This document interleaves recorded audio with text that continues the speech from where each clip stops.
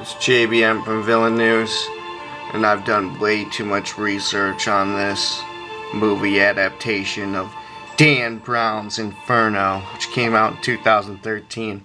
Part of the Robert Langdon series, The Da Vinci Code, Angels and Demons, The Lost Symbol, and now Inferno.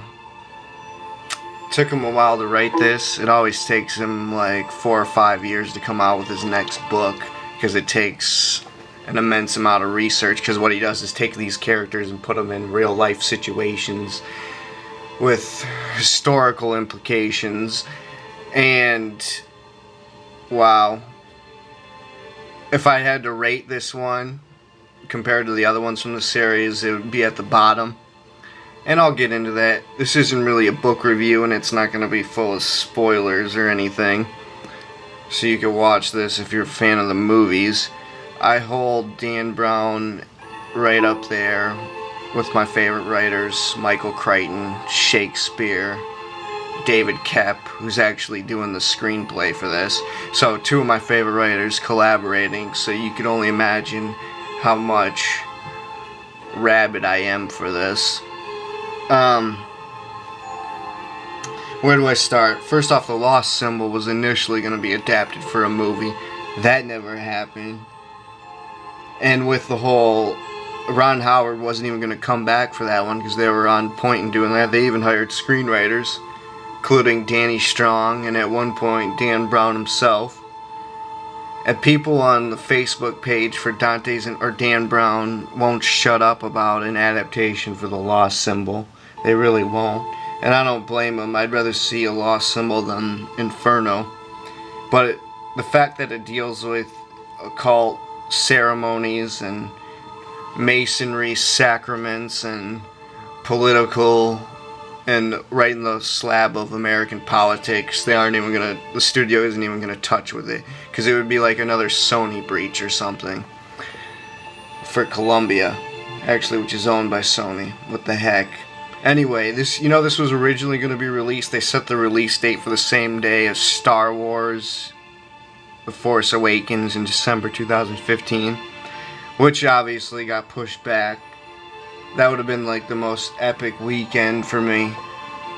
I obsess over the books, over the movies. I've seen The Da Vinci Code probably like 30-something times, read the book twice, and it's just so epic, the amount of information. That's why I like Michael Crichton. He puts a lot of scientific information into his, and so does Dan Brown, and you get to learn a lot in the form of a thriller, fast-paced fictional thriller, which is why I love this so much. He's like the intellect of Indiana Jones without the whip, almost. On to more of the movie. Here's the locations he gets to go to.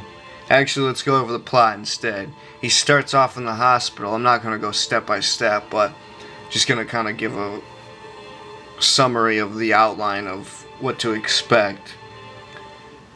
He has a head injury, temporary amnesia, short-term memory loss, wakes up in Florence, Italy. So Langdon's back in Italy, where he was supposed to meet, you know what? At the end of the Da Vinci Code, he's talked about meeting Sophie in Florence. But anyway, he goes back to Florence. He doesn't even know why he's there. We eventually learn why.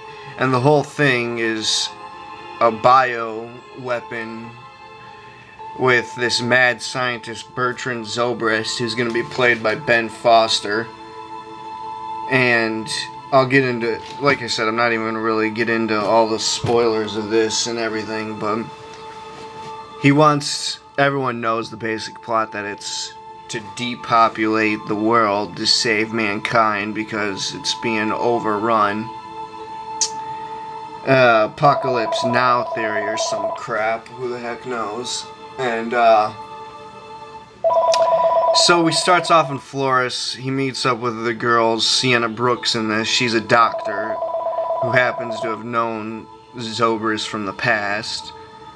And we learn more about that as the thing goes on. He actually ends up going in Venice. But in Florence, he goes to the Boboli Gardens. He goes to the Palazzo Vecchio. he gets the Dante death mask, and this, oh yeah, the villain's obsessed with Dante's Inferno. I'm more of a Paradise Lost John Milton guy, but so he encodes like poems into the things, and obviously Langdon has to decipher a lot of like the cryptic poems and solve like to where they could find this bioweapon and dissolve of it and dispense of it. And so the World Health Organization is involved, and he's running from Florence to Venice, and then they figure out that Venice was a complete waste of time and he has to go to Istanbul. And now I'm pretty much getting into even too much spoiler territory, but anyway, another organization, the Consortium as they refer to it, and the leader of that, this is kind of a secondary villain, is the Provost in this. And this is a guy who's an orchestrator of any activity. He could get any job done for you. He's like a total Bond villain, and they have him going about to helping Bertrand Zobrist release his, giving him shelter, giving him different guises, and helping him release the bioweapon. Anyway, the Provost is the king of protocol, and he does everything by the book, and Dan Brown reminds you of that every other chapter, to the point where it becomes a vexation. And I'm gonna leave all the plot to just that, okay? Let's go to the who's gonna be in the cast. Felicity Jones is the girl in this now. She's apparently a genius doctor, has a high intellect. She has superlative duplicity prowess and uses it in so many canny ways. Where else am I? I think that's enough for this. Obviously, Tom Hanks is reprising his role as Robert Langdon. And Ron Howard, I love that he's finally returning. It wouldn't be the same without him. He's such a visionary, and I love his directorial style. Love a lot of his past movies. Far and Away, Angels and Demons, The Da Vinci Code. Did a marvelous job of adapting those, and the fact that they're shooting these on location and they actually spend a lot of money is the only way to really do it. With Angels and Demons, they weren't allowed to shoot a lot because a lot of it took place in the Vatican, so they shot a lot of it at the studio, and it shows. But on this, they're actually filming it as I speak, as I read the book the past few months. It's in production, on location in Istanbul, on location in Venice, on location in Florence.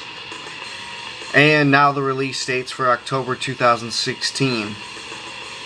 Why I don't like it that much? I like the more conspiracy of the Catholic Church from Angels and Demons and the Da Vinci Code mostly.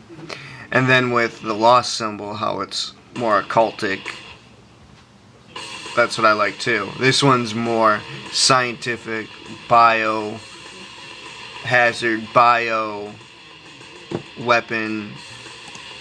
And there goes a picture of Foster. And what I like, this is a quote from El Mid, wow, is the real life conspiracy of the Vatican and all the evil they're involved with and all the other things that you can research. Right, and Dan Brown takes those conspiracy theories and uses them for fiction. That's the dumbest argument I ever heard. And I love how he weaves them. And I really have to say this too. I pray for the day where he licensed the character Robert Langdon because he takes too long. Okay, great. It's not a dumb argument. It's the truth. Look up about the Vatican. That's great. Anyway, I can't wait for the day where he licensed the character Robert Langdon so we get comic books, we get short stories. Actually, I'd love him to do a Robert Langdon short story anthology book. Oh my God. I pray for the day that happens. You don't even know me. Get a life. And when that day happens, I hope they use Tom Cruise. No. Tom Hanks. Just shut I up hope right they now. use I'm talking about Tom- short story adaptations. I'm saying I hope they use Tom Hanks for it. Kind of like how Ian Fleming did short stories of James Bond and put it into anthologies all before he died. He only lived like around 10 years and was able to write how much, but obviously My point is, Dan Brown does a lot of research. My point is the Da Vinci Code. You got Tom Hanks already. So if they bring him back, what you want to do with the adaptation or whatever the hell you're talking about, always bring back the same actor, because it always ruins it. Nobody's going to come back if you have a different actor. True, and when they do the Lost Symbol one day, I think that's going to be the reboot where it won't be Tom Hanks. But I love him as Langdon. Like Jurassic I love his placid approach. He plays it just like a teacher. Oh yeah, and they have a drone in this, and it's so annoying. When they're in the Boboli Gardens. Anyway, I'm going to do a book review and get more detailed and more spoilers. Tune into that. This was just the movie adaptation discussion of it. This is June 2015. JBM, Dan Brown fanboy here, signing out. Have a nice day. Now tell me that's not twisted.